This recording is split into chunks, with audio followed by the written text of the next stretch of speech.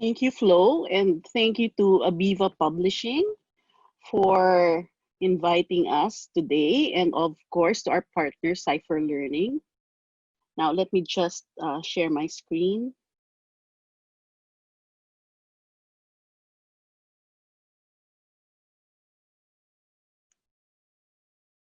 Okay, can you see it now? Okay, so good morning. And I'm glad to see all of you, Yuri, Arlene, Sir James, Sir Marco, and good morning to everybody out there who are watching us right now.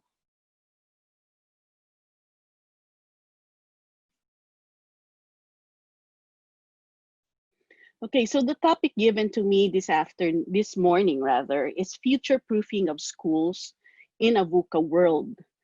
Now, I had to think, what did we do to be future proof, and how did we really prepare our students and our teachers for the tomorrow that is actually now?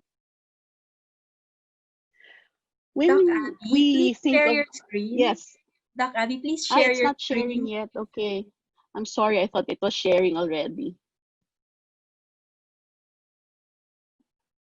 Okay. There, we can see it now. Thank you. Okay, thank you. Okay, so when we talk about future proofing, we have to understand the term, and it's actually different from disaster proofing, which what some people would want to prepare for. But rather, future proofing is a better gauge of what we need to do. So it's a process of anticipating the future and developing methods to minimize the effects and shocks of stresses of future events. So I think every one of us has realized lately how important future proofing is. So it's something that we actually uh, design or do so that we can continue to have success in the future when the situation changes. It is actually anticipation and resiliency rolled into one. Now let's look at the term VUCA. They have said that we actually live in a VUCA world. So what is VUCA? VUCA is an acronym for four words that relate to how people view conditions under which they make decisions. It's planning forward, managing risks, foster change, solving problems. In other words, it's how people ready themselves to be able to react to the unpredictable changes beyond your control. So we have volatile for the V. This is the unsure nature of the environment. Next is, and with this is of course uncertainty and complexity, or complex because of the interconnectedness of the cause and effects and the multiple factors that affect us. And ambiguous because there are multiple interpretations to everything that happens to us.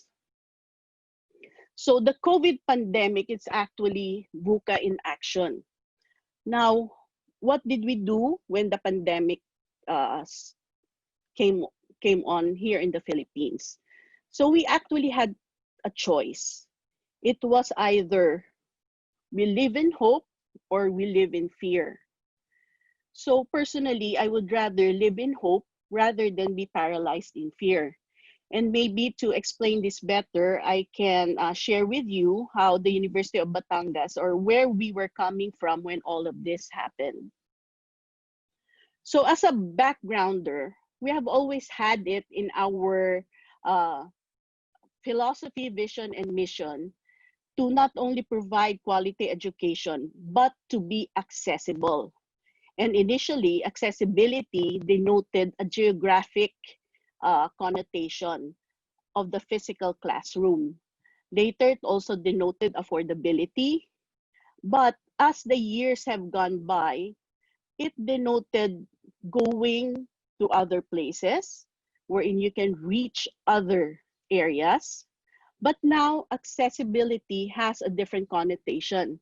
And this has been brought to us with the use of technology so that the students and even the teacher can access the teaching and learning materials using technology as an educational tool 24/7 without being bounded by a physical space of the classroom.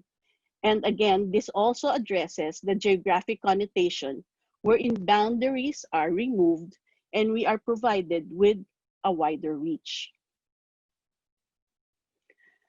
So for us at the University of Batangas, we always believed in becoming technology and research driven. So as you can see in this slide, we started with a science high school in 1983. We included technology in the classroom in the early 90s. And later, we progressed to using ebooks and introducing robotics from elementary to high school. Of course, this happened over a span of several years. Later, we actually progressed to using learning management systems. We had our own self-made e-Brahman, and then we also tried out other systems like Moodle, and some teachers even tried Edmodo, Schoology, and Google Classroom. But we had to find something that would fit us and fit our students. So this is where Cipher Learning came in. We made the decision to use Neo LMS. Uh, we tried this out for a year before making a complete move. So our LMS is called the Ubian. And as I said, this is powered by Cipher Learning. This provides us with several advantages. Being on the cloud, we did not have to bother about having additional hardware and like the servers, which actually can cause everything to slow down. So this was a big advantage for us. For about past 3 to 4 years, we have been using the Ubian from grades 4 to 12, ETIAP, and graduate school. For grade school, we started as a web presence. And then for junior high school and senior high school, for IT courses and ETIAP, we use this in blended learning. For our junior high and senior high, we actually have an LMS day once a week. So initially, we envisioned this to help us for suspension of classes, for when teachers had to attend meetings, for whatever reason, that learning can continue even if they were not in the physical classroom. So of course, to do this, we had to establish a group that would cater for this, that we call them champ or champions. They will keep the fire burning and ignite others to do the same. And after this, for this year, we also identified what we call champion associates. These champions are in charge of training and retraining, mentoring of faculty on the use of LMS, and the use of technology in teaching and learning. The use of technology in all subjects entails a change in the mindset and the pedagogies used, and not everyone is prepared for this.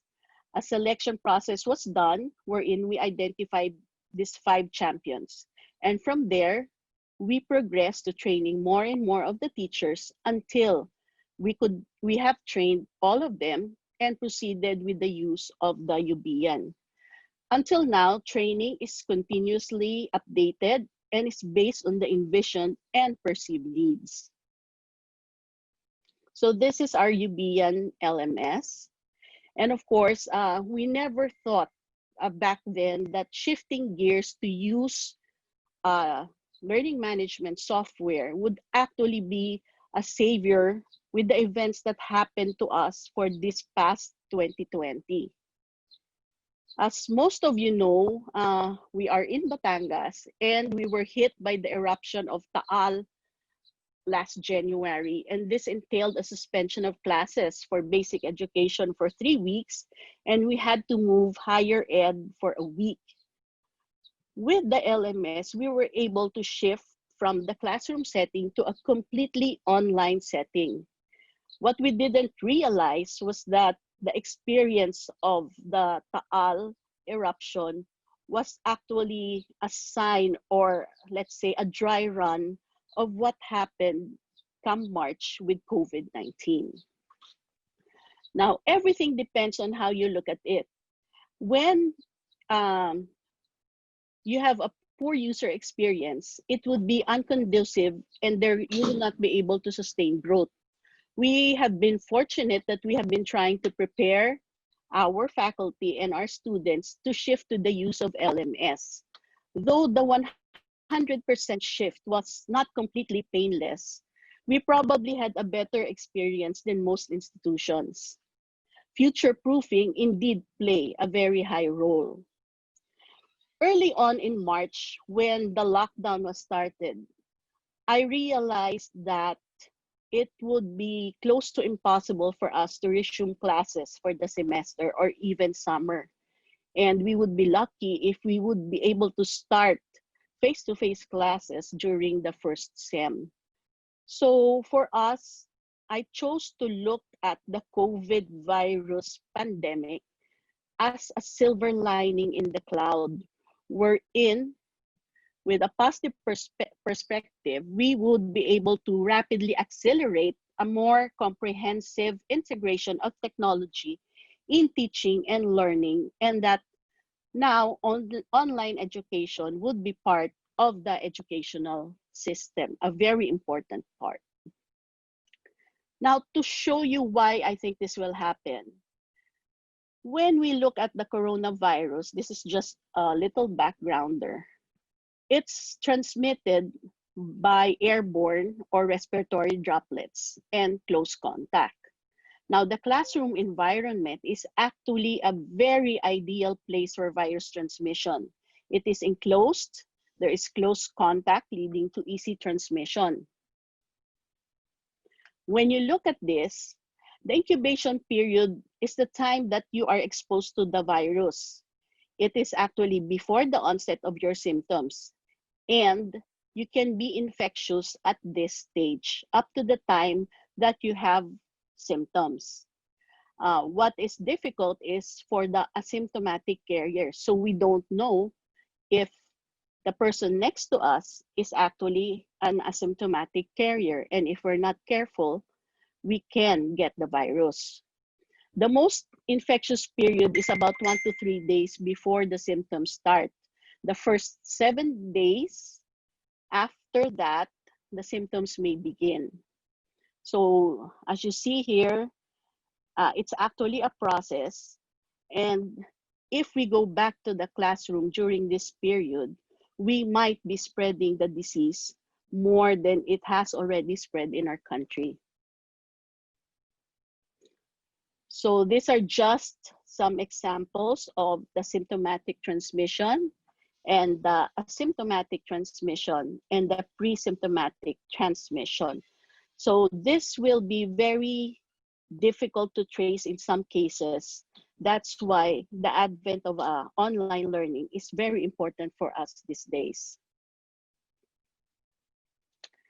What the COVID-19 pandemic has brought about is a change in how education will respond to what is happening. As the pandemic continues to ravage the entire globe, there is serious disruption in educational opportunity. Now, what is left for us to determine is how we respond to that change. The school systems and the government need to establish modalities of education during this period wherein there is necessary social distancing. And of course, we need the cooperation of teachers, students, and parents. And we hope that through this, students and teachers will realize that having the LMS and going towards online learning is actually the way for us to respond to the COVID virus. So here are just some guidelines for educational institutions during COVID-19. So this will fit not only higher ed, but also basic ed. We should all work together with the local government and the health department to help in slowing down the spread of the virus, to protect vulnerable students, and to keep our staff, faculty members safe and to ensure that we are in a healthy learning environment.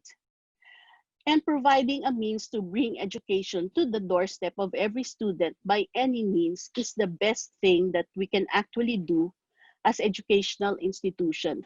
There should be no child or no student left behind. Education should continue. We should look at the COVID-19 pandemic as a catalyst for change.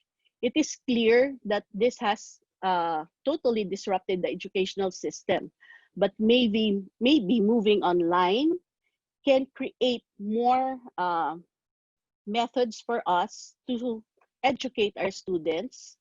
And although some may worry about the hastiness of moving to the online environment, we should continue to learn and to study so that we can manage this change.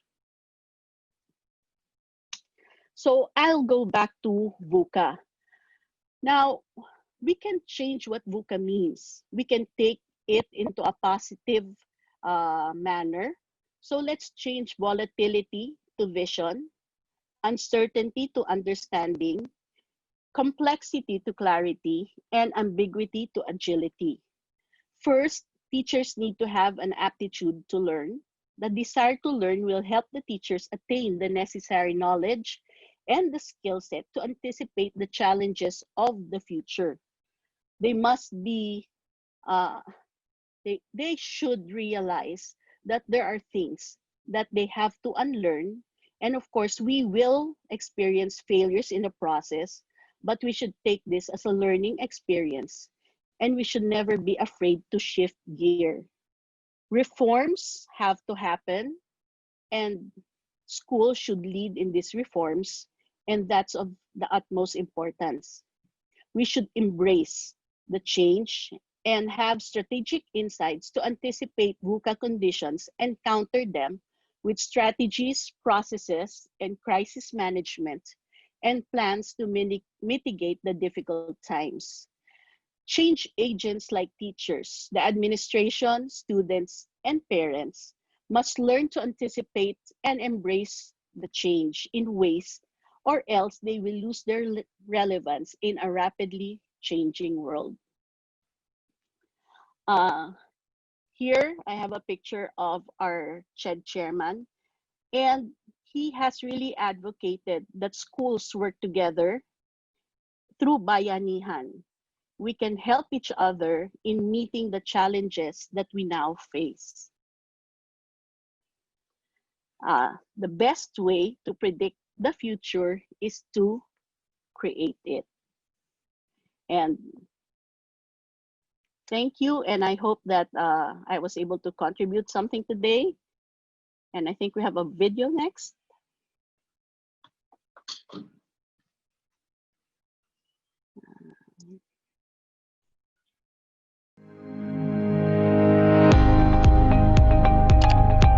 University of Batangas immediately followed the protocol from the time that the government ordered the cancellation of classes. Every single staff of the institution kept on reminding the students to stay at home. They even conducted face-to-face study via online. And we were able to utilize all the possibilities of using our social media like Facebook, Messenger, YouTube, and of course we have this platform which was introduced by our institution years ago, the Learning Management System. Actually, it is very easy to access LMS. The resources needed are just stable Wi-Fi connection and for us to be engaged in this kind of platform. LMS is accommodating for us students and teachers to interact even though we are far from each other. It helped us in performing our tasks in different subjects. In fact, even the faculty members are active users of LMS. They're even so much updated to the trends of using the platform. It also challenged us to be versatile in this fast-changing world. Technology-wise, I am proud to say that our group as students are really one among many learners nationwide who have the latest and farthest knowledge about this blended learning. And thankfully, we knew about this blended learning before the unexpected crisis happened. Otherwise, we might not enhance our academic performance. And as previous user to the said platform, we can even help the next batch of Brahma students to be well adjusted on the use of the Ubian LMS. I find Ubian LMS very efficient in terms of accessibility because anytime and anywhere, with just an online connection, I can log in easily by typing my username and password. For me, Ubian LMS is really easy to use because the interface is user-friendly and has an intuitive design, which makes the whole experience more enjoyable and productive. Ubian LMS have so much to offer. When I use the online platform, it is really easy to use and to navigate with less supervision of our parents or guardians. As a junior high school student who have experienced both online learning and traditional learning, I would say that online learning really made it easier for us students. It is with no doubt that the LMS has been a convenience to us students as we can access and log into classes easily and we can pass our requirements anywhere we are just as long as we have our gadgets with us. It is less time consuming. The LMS doesn't require us to stay for a 1-hour class every subject like how traditional learning works. It has provided us with continuous education. Because of the LMS, we haven't fallen behind in terms of the learning process. We still kept going despite of all the difficulties. And to be more specific, even at the hardest times of the Taal volcano eruption and the recent lockdown because of the COVID-19 pandemic, we were still able to pass all the needed requirements. Quality education should always be pursued at all circumstances. Thank you sa Learning Management System or LMS ng University of Batangas. Kahit na may pandemic, learning never stops. So yung kanilang mga topics and lessons, na-cover pa rin nila yung last month nila.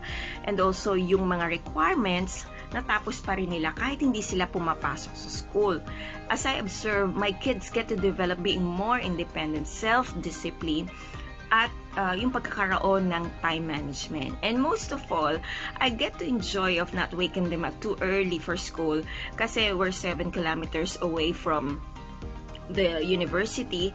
Tapos, kailangan gumising ng mas maaga, mag-prepare, makipag-unahan sa jeep, at haharapin ang nakaka-stress na traffic.